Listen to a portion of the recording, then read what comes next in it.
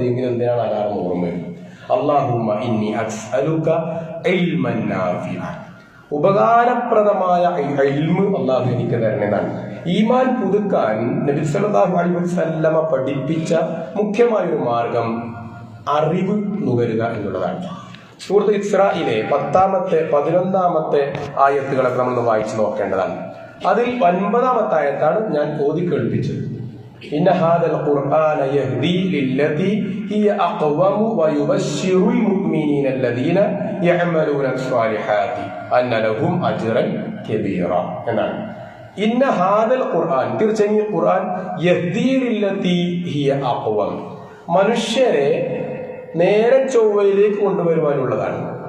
ആൾക്കാരെ ശരിയായ പാതയിലേക്ക് കൊണ്ടുവരാൻ ഉള്ളതാണെന്ത്? ഖുർആൻ. യഹ്ദി ലില്ലതി ഹിയ അഖ്വം. അപ്പൊ യഹ്ദി അത് വെളിച്ചം കൊടുക്കുന്ന സാധനമാണ്, അത് നേർമാർഗം കാണിച്ചു കൊടുക്കുന്ന ഗ്രന്ഥമാണ് ഖുർആൻ എന്നാണ്. അപ്പോ ഈ ഖുർആൻ ഇൽമു തരുന്ന ഗ്രന്ഥമാണ്. അതുകൊണ്ടാണ് നബി കരീം സല്ലല്ലാഹു അലൈഹി വസല്ലം പഠിപ്പിച്ച മറ്റൊരു